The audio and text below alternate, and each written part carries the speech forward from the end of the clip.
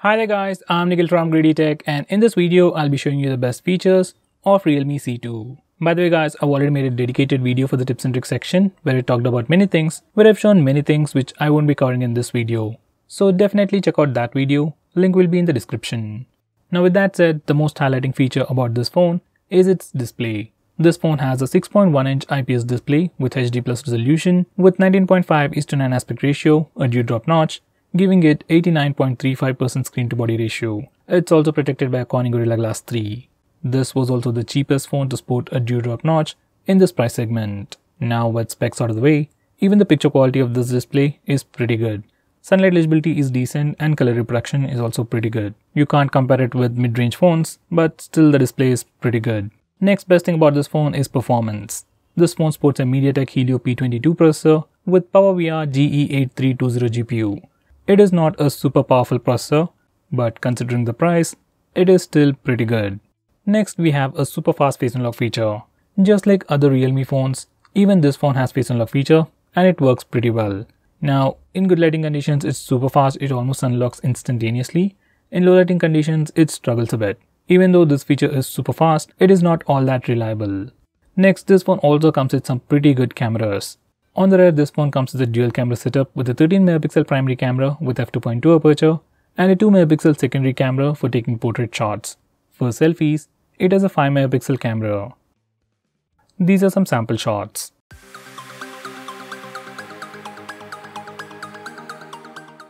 Next we have Chroma mode. Now this is a very unique feature available only on this phone or Realme and Oppo phones. Once you turn it on, everything will pop out, colors will look super saturated, and images will look very pleasing. These are some sample shots. Next we have portrait mode for both the front and rear cameras. Now this isn't a very big feature, it's been around for many years, so I won't talk about much. These are some sample shots.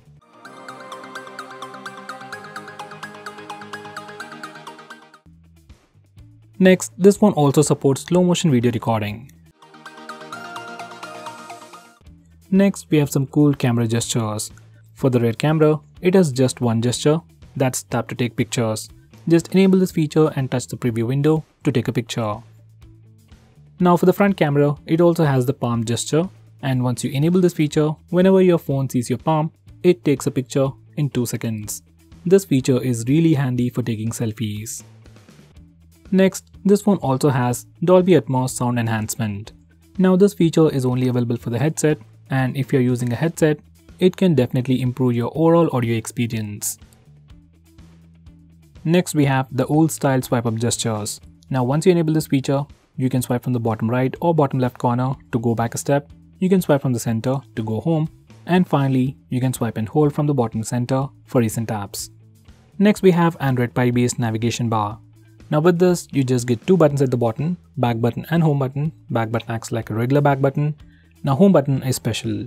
You can click it to go home, you can swipe up on the home button to go to the recent apps page, and you can swipe the home button right side to quickly switch between applications. It's a pretty cool feature, but doesn't work properly on this phone, so I'd suggest you to stick with the regular navigation bar or with the navigation gestures. Now going on next, we have a super handy shortcut to trigger Google Assistant with the power button. Once you enable this feature, you can long press the power button to trigger Google Assistant. It's a nice feature and can be quite useful while using the navigation gestures, but I don't think this power button will last longer if you use it continuously. Next we have 3-finger screenshot. Now before I show you that, let me show you how to take a normal screenshot. On any Android phone, if you want to take a screenshot, press the volume down button and power button both at the same time and your phone will take a screenshot. It is as simple as that. Now for some reason, if that's a bit difficult for you or if you need something more easy, you can enable this 3-finger screenshot gesture. Now once you enable this feature, you can simply swipe down using 3 fingers to take a screenshot. Personally, this is my favorite feature or my favorite way to take a screenshot, and nowadays most of the phones support this feature. Now going on next, we have long screenshot. Now to take a longer screenshot, first you need to take a normal screenshot. You can either use the buttons or the gesture. Now once you take a screenshot, you get this preview. Now click long screenshot. Now just scroll the page up as long as you want to take a longer screenshot. Now going on next, this one even comes with screen recording. I really don't know why you want to record your screen, especially on an Android phone, but for some reason if you want to record it, you can start it from the notification toggles or you can also use the smart bar, which can be accessed from anywhere by swiping on the right side corner. You can stop recording by clicking the stop button on the floating bubble. Now going on next, you also have the option to record calls automatically on your phone. So to enable that, go to settings, then select system apps, then select calls. From here select call recording and then enable the toggle that says all recording to record all the calls automatically on your phone. Next we have a feature called vibrate when you answer an end call. Just like the name suggests, every time you answer a call or end a call, your phone vibrates. It's not a big feature but adds to the overall experience. Next we have a feature that identifies unknown numbers. Once you enable this feature, whenever you get a call from any unknown number, your phone will check its online database and try to find the contact name. This can be quite useful to check spam calls. Next we have a feature called screen on end calls with power button. Once you enable this feature, you can end calls by pressing the power button when the display is on. When the display is off, clicking the power button just turns on the display. Next we have split screen mode. Now split screen mode has been on Android for a very long time, but on this phone we have some more features.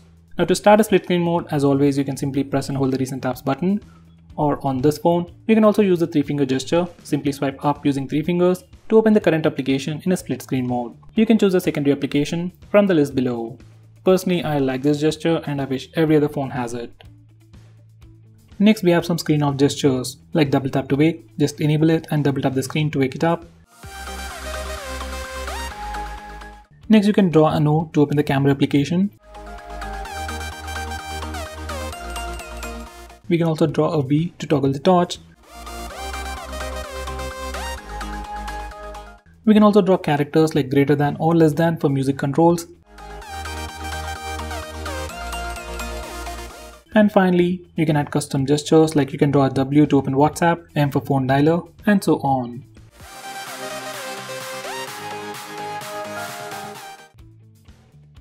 Next we have raise to wake. Now once you enable this feature, you can simply raise your phone or pick it up from a table and your phone wakes up and then displays the lock screen. Now if you are already using the face unlock feature on this phone, you can simply raise your phone and then your phone will automatically unlock in an instant. It will wake up, show the lock screen, sees your face and then use facial data to unlock the phone. So using these two features together will give you a much more immersive experience. Next we have flip to mute incoming calls. Now just like the name suggests, once you enable this feature, you can flip your phone to silence an incoming call. Next we have one-handed mode. You can enable this feature from the toggles and once you click on it, screen size will shrink and your phone becomes much more usable one-handed. Once you're done, you can click the button on the top corner to go full screen. Next we have grayscale mode. Once again you can access this feature from the toggles and once you enable it, display goes completely black and white. You can use it as a prank or just use it while reading a book on your phone. Next we have digital well-being. Now this is a feature from Google that tracks all your usage on your phone and gives you a complete analysis of which apps you're using more and then helps you limit your usage and block notifications from those applications. Next we have wind down. This feature is part of digital well-being which can help you sleep faster at night. Using this feature, you can schedule your phone to turn on grayscale mode and do not disturb mode automatically at a specific time. Now going on next, this phone has a very unique feature called Smart Sidebar. It is enabled by default and this is how it looks like. You have some quick shortcuts, quick actions and some quick applications. You can access it from anywhere. Even while watching videos or playing games in full screen mode, you can swipe near the notch area to bring it up. From here you can quickly launch applications, take a screenshot, record the screen, block banner notifications and finally open few applications in a floating window. Next we have assistive ball. Now just in case if navigation gestures are not really your thing, but you still want a much more immersive experience, you can enable assistive ball. Once you enable this feature, you'll see a floating bubble that can do multiple actions. Now first you need to select the operation mode. You have gestures and tap mode. I'll go with gestures. Now you can tap once to go back, double tap for multitasking, and touch and hold to go home. If you select tap, once you click it, you just get additional options, just like the iPhones and iPads. Now this is another way to interact with your phone and gives you a much more immersive experience. Next we have night shield. Now once you enable this feature, it puts a warm tint on the screen and thereby filters the blue light. According to research, blue light emitted by our displays affects sleep at night. So to prevent that, we have this night shield mode. and you can enable it manually or schedule it to automatically turn on or turn off at a specific time. Next we have Startup Manager. Now just like the name suggests, it's a feature that allows you to stop applications from auto starting in the background. Now most of these applications automatically start in the background and then drain your battery life. And for the most part, just applications like maybe Instagram or WhatsApp needs to be allowed to auto start. So you can disable auto start permission for all these applications and further improve the battery life. Next, we have an app lock built into the system, and unlike most phones, we can unlock locked applications either by using the password or the fingerprint scanner, and even by using the face unlock feature. So if you're already using face unlock feature on your phone, most of the time you won't even see the lock screen. Now because of this one particular feature, you can lock any application you want and you won't be inconvenienced in any way. Next we have Clone Apps, which is a feature that allows you to use two instances of the same application. Like you can have two WhatsApp accounts, two Facebook accounts, and two Instagram accounts on the same phone. This is definitely a very handy feature, but it is still limited to only very few applications. Let's say if I want to use two Paytm accounts on the same phone, we can't do that. Next we have Game Space. Now this feature or application just tries to improve your gaming experience and gives you a lot more cool features.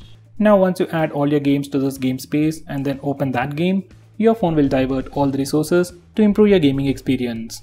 It means faster game load speeds, better visuals, and more than that, it gives you the option for Do Not Disturb mode, where you won't be interrupted with annoying notification sounds or visual disturbances like banner notifications.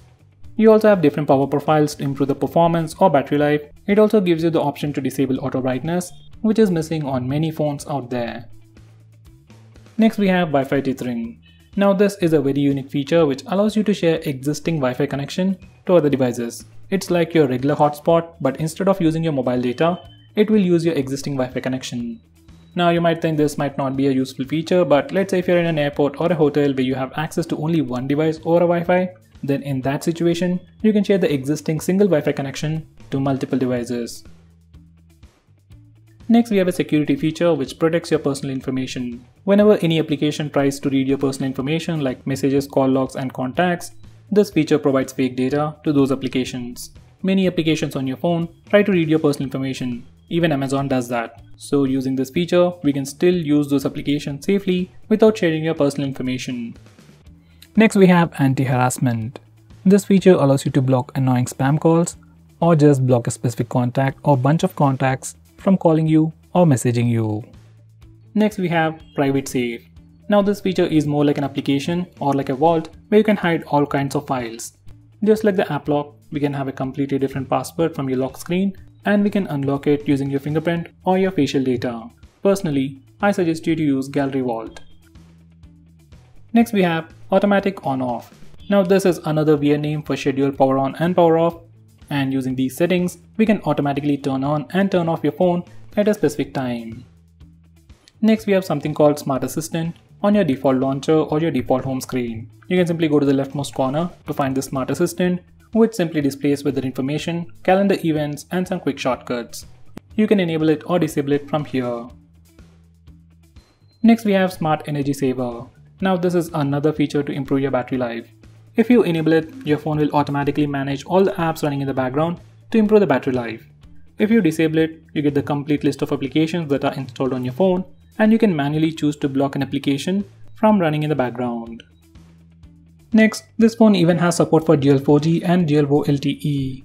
Now this is a SIM card tray and obviously it has support for dual SIM, and along with that it has support for dual 4G and dual VoLTE. So you can use two SIMs in 4G or two SIMs in VoLTE, like even two Geo SIMs on the same phone without any issues. Next, this phone even supports native video calling. Here's a quick preview.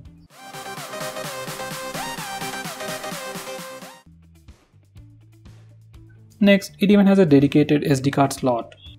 Next we have Smart Driving. This is another fancy sounding feature which simply gives you various features to manage calls and messages while driving. We have a similar feature on many other phones, but on this phone, we can automatically enable it or turn it on when you connect your Bluetooth in your car, or else you can manually turn it on if you have a bike. Next we have Kid Space. If your kid is troubling you about your phone, he wants to play some games, or maybe sometimes he accidentally purchases stuff, Kid Space can be quite useful for you. Once you configure this kid space, your kid will be able to only use specific applications that you choose, and he will be able to use your phone only for a specific amount of time. Once again, it's a nice feature, but if your kid already knows your password, it's completely useless. So guys, those were all the best features. If I missed out on anything important, do let me know by commenting below this video, and make sure you check out my video on tips and tricks section. Link will be in the description. Now, if you're planning to buy this phone, please use the link in the description. It always helps the channel, and if you want us to make any specific video, tweet out to us with the hashtag AskGreedyTech on Twitter, and I'll try to make it as soon as possible. I'm Nikhil from GreedyTech signing off. Have a nice day.